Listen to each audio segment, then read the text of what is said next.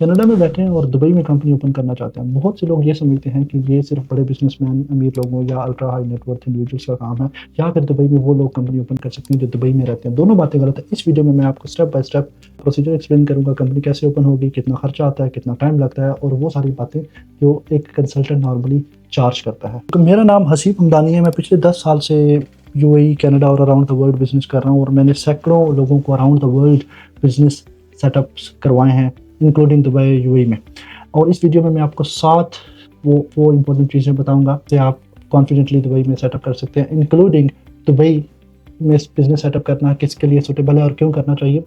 Dubai में free zones और mainland में क्या फ़र्क होता है, दुबई में कितने फ्री जोन्स हैं और कौन सा फ्री जोन आपके लिए मोस्ट सूटेबल है, स्टेप बाय स्टेप प्रोसेस क्या है, कितना टाइम लगता है, कॉस्ट कितनी आती है, और बैंकिंग कैसे ऑपरेट करती है दुबई में, और मोस्ट इंपॉर्टेंटली कैनेडियंस या फिर आप जिस भी कंट्री से हैं, फॉर एग्जांपल यूके से, तो जब आप अपना कंट्री लीव कर देते हैं तो आपके ऊपर टैक्स के क्या इंप्लीकेशंस आते हैं। वीडियो एंड तक जरूर देखें, क्योंकि बैंकिंग वाला जो है वो 90% लोग मिस्टेक करते हैं कंपनी बनाने के बाद। तो इस वीडियो में मैं आपको स्टेप बाय स्टेप बताता हूँ। सबसे पहले बात करते हैं कि दुबई में या यूएई में कंपनी क्यों बनानी चाहिए जी। तो इसका मोस्ट ऑब्वियस रीज़न है ऑफ कोर्स टैक्सेस।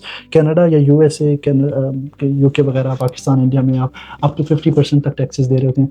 यूएई में पर्सनल टैक्स 0% है, और कॉर्पोरेट टैक्स फ्लैट रेट 90% है, और वो भी काफ़ी सारे इंसेंटिव्स हैं। फॉर एग्जांपल अप टू जो आपका पहला $100,000 का जो प्रॉफिट है उसके ऊपर बिल्कुल भी टैक्स नहीं है।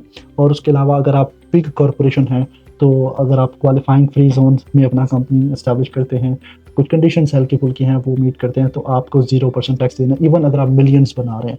तो कुछ लोगों के लिए तो ये सबसे बड़ा फैक्टर होता है दुबई में कंपनी बनाने के लिए, स्पेशली अगर आप सीरियस बिजनेसमैन हैं, क्योंकि दुबई में बिजनेस सेटअप की जो कॉस्ट है, ऑफ कोर्स कॉस्ट भी है वहाँ पे, लेकिन वो जो टैक्स सेविंग्स है वो पहले साल में ही आप रिकवर कर लेते हैं। अच्छा, टैक्स के अलावा दूसरी सबसे बड़ी चीज़ है ग्लोबल बैंकिंग। तो दुबई की बैंकिंग बहुत कन्वीनियंट है। वहाँ पे मल्टी करेंसी अकाउंट आप ओपन कर सकते हैं, यूरो अकाउंट ओपन कर सकते हैं आप, पाउंड स्वैप का अकाउंट, कैनेडियन करेंसी, यूएसडी का अकाउंट ओपन कर सकते हैं, और वहाँ से बैठ के आप इंटरनेशनली एक्सेस कर सकते हैं। और किसी भी लोकली ट्रांसफ़र करना, इंटरनेशनल ट्रांसफ़र करना, तो वो बहुत कन्वीनियंट है, जो कि कनाडा में समटाइम आप नो बेटर कि कनाडा, यूके वगैरह में इतनी बैंकिंग की ईजीनेस नहीं है। और तीसरा एक सबसे बड़ा इम्पोर्टेंट फैक्टर है क्रेडिबिलिटी। दुबई में जब अगर आप कंपनी बनाते हैं तो एक क्रेडिबिलिटी ऐड हो जाती है आपकी कंपनी के अंदर, स्पेशली यूरोपियंस और यूएसए के क्लाइंट्स आपको बहुत सीरियस लेना शुरू कर देते हैं। और दूसरा चौथा सबसे बड़ा जो रीज़न है, और मैं पर्सनली खुद भी इस चीज़ को बहुत ज़्यादा फील करता हूँ कि दुबई की गवर्नमेंट बहुत ज़्यादा बिज़नेस फ्रेंडली है। वो इस तरह के रूल्स रेगुलेशंस लेकर आते हैं कि वहाँ पे बिज़नेस करना बहुत आसान है। परमिशंस लेना, रेड टेप्स नहीं है, ब्यूरोक्रेसी बहुत कम है, तो ये बहुत बड़ा फैक्टर है। और एक बात मैं यहाँ पे क्लियर करता चाहूँ कि दुबई में बिज़नेस हर किसी के लिए नहीं सूटेबल। फॉर एग्जांपल स्पेशली अगर आप कनाडा या यूएसए या यूके जहाँ पे भी अपनी कंट्री में हैं, और अगर आपके क्लाइंट्स लोकल हैं, फॉर एग्जांपल अगर आप कनाडा में हैं और आपके कैनेडियन क्लाइंट्स हैं, और आप, तो फिर दुबई में फ्री जोन कंपनी बनाना आपके लिए सूटेबल नहीं है, क्योंकि आपकी कैनेडियन सोर्स्ड इनकम है। दुबई किसके लिए सूटेबल है? अगर आप इंटरनेशनल बिजनेस कर रहे हैं, अगर आपके कस्टमर्स इंटरनेशनल हैं, आप के वेंडर्स इंटरनेशनल हैं, तो फिर दुबई आपके लिए सूटेबल है, और आप बहुत ज़्यादा सेविंग्स भी कर सकते हैं, और क्रेडिबिलिटी दुबई की और इसकी जो बैंकिंग है, उसका जो बिजनेस स्ट्रक्चर या एनवायरनमेंट है, उससे बेनिफिट ले सकते हैं। अब बात करते हैं फ्री जोन वर्सेस मेनलैंड। ये बहुत कॉमन क्वेश्चन है, स्पेशली अगर आप दुबई में बिजनेस सेटअप करना चाह रहे हैं या यूएई में, तो ये एक सबसे बड़ा क्वेश्चन या कॉम्प्लेक्सिटी आती है। लोग कंफ्यूज हो जाते हैं कि दुबई में फ्री जोन में कंपनी सेटअप करनी चाहिए या मेनलैंड में सेटअप करनी चाहिए। तो इसमें बहुत सिंपल है, अगर आप इसको देखें कि अगर आप लोकल दुबई में बिजनेस करना चाहते हैं, वहाँ पे कोई शॉप ओपन करना चाहते हैं, लोकल क्लाइंट्स के साथ डील करना चाहते हैं, जनरल पब्लिक के साथ डील करना चाहते हैं, तो मेनलैंड है। और अगर आपके इंटरनेशनल क्लाइंट्स हैं, तो फिर आपने फ्री जोन आपके लिए मोस्ट सूटेबल है। मेनलैंड और फ्री जोन होता क्या है? मेनलैंड तो वो एरिया है जो कि पूरा दुबई है, वो मेनलैंड कंसिडर होता है, और एक शहर के अंदर एक छोटा सा शहर या इकोनॉमिक जोन आप समझ लें, वो फ्री जोन होता है, जिसके अपने रूल्स रेगुलेशंस होते हैं।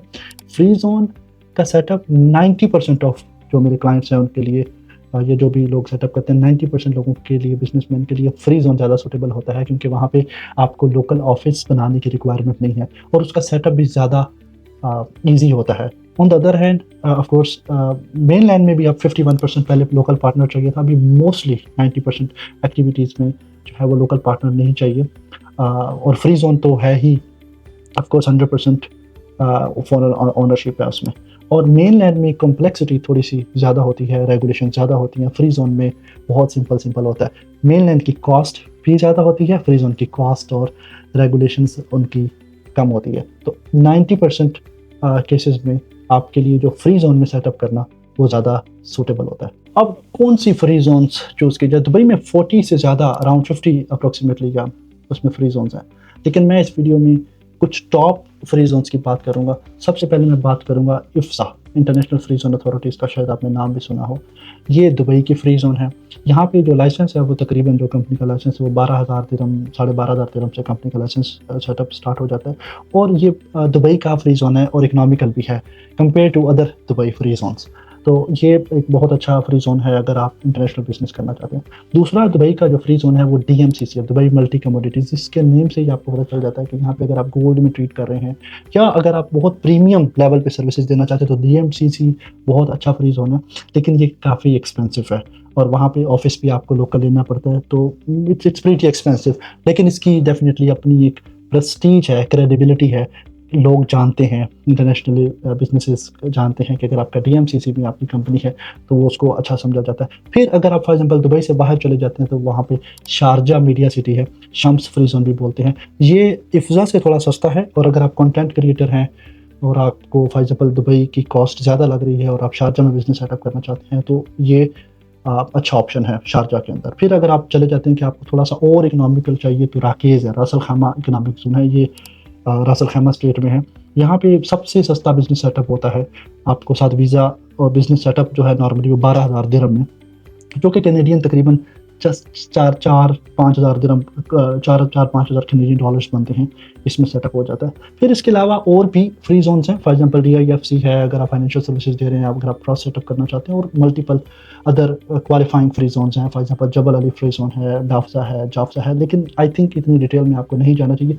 90% केसेस में आप इफ्जा की तरफ जाएंगे जो कि दुबई का फ्री जोन है और बहुत इकोनॉमिकल है। हाँ, अगर आपके बिजनेस की कोई स्पेशल नीड है जो कि 90-95% केसेस में नहीं होती, तो फिर आप डेफिनेटली अपनी किसी कॉर्पोरेट एडवाइजर के साथ बात करके देख सकते हैं कि आपके लिए कौन सा फ्री जोन सूटेबल है।